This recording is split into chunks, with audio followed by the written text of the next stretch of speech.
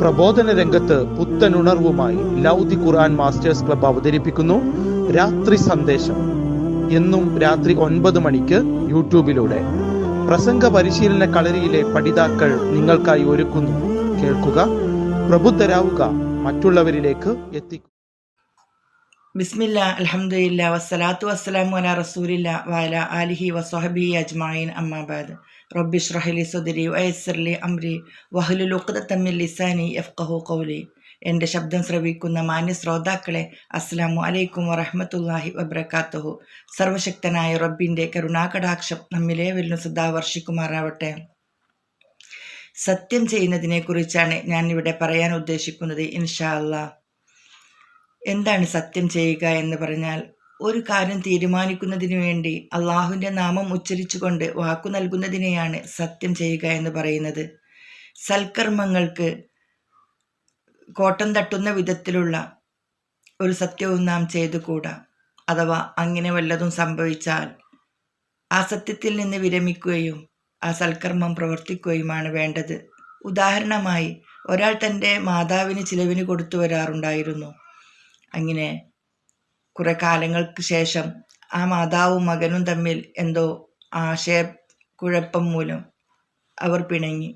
അപ്പോൾ ഈ മകൻ പറയുകയാണ്, ഇനി മുതൽ ഞാൻ നിങ്ങൾക്ക് ചിലവിന് തരികയില്ല, അള്ളാഹുവാണേ സത്യം.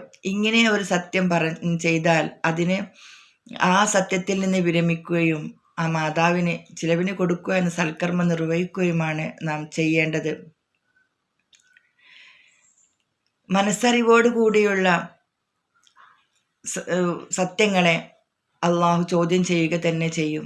എന്നാൽ മനസ്സറിയാതെ നാവിലൂടെ വന്നു പോകുന്ന സത്യങ്ങളെ അള്ളാഹു ശിക്ഷിക്കുകയില്ല. നബി സല്ലല്ലാഹു അലൈഹി വസല്ലമ പറയുകയാണ്, കള്ളസത്യം വൻ പാപവും എന്നാൽ അള്ളാഹുവിന് പുറമേയുള്ളവരെ വിളിച്ച് സത്യം ചെയ്യുന്നത് ശിർക്കുമാണ് എന്ന്.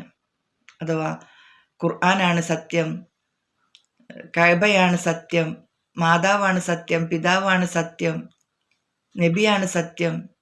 ഇങ്ങനെയുള്ള സത്യങ്ങൾ അത് ശിർക്കിലേക്ക് നയിക്കുന്നു. അള്ളാഹു പറയുന്നു സൂറത്തുൽ ബഖറ 224 ആയത്തിൽ, നിങ്ങളുടെ സത്യങ്ങളിൽ അള്ളാഹുവിനെ പരിഹസിക്കരുത് എന്ന്. ഇങ്ങനെ പറയുന്നത് സത്യം ചെയ്തിട്ടും അത് പാലിക്കാത്തവരെ സംബന്ധിച്ചാണ്. ഇനി സത്യം ചെയ്തിട്ടും അത് പാലിക്കാൻ സാധിക്കാതെ വന്നാൽ അതിന് കഫാറത്ത്, പ്രായശ്ചിത്തം നൽകേണ്ടതുണ്ട്. ഒന്ന്, ഒരു അടിമയെ മോചിപ്പിക്കുക. അതിന് സാധിച്ചില്ലെങ്കിൽ 10 അഗതികൾക്ക് ഭക്ഷണമോ വസ്ത്രമോ നൽകുക. അതിനും സാധ്യമായില്ലെങ്കിൽ 3 ദിവസം തുടർച്ചയായി നോമ്പനുഷ്ഠിക്കുക. അനാവശ്യമായി സത്യം ചെയ്യരുത്. ചെറിയ കാര്യങ്ങൾക്ക് പതിവായി സത്യം ചെയ്യുന്നതിനെ ഖുർആൻ വിമർശിക്കുന്നു. നിങ്ങളുടെ സത്യങ്ങളെ പാലിക്കൂ എന്നും അള്ളാഹു നമ്മോട് പറയുന്നുണ്ട്. അതുകൊണ്ട് വളരെ സൂക്ഷ്മതയോടുകൂടി ജീവിതത്തിൽ സത്യസന്ധരായി ജീവിക്കുവാൻ അള്ളാഹു നമുക്കേവർക്കും തൗഫീഖ് നൽകട്ടെ. വ ആഖിറു ദഅ്വാന അനിൽ ഹംദുലില്ലാഹി റബ്ബിൽ ആലമീൻ. അസ്സലാമു അലൈക്കും വറഹ്മത്തുള്ളാഹി വബറകാതുഹു.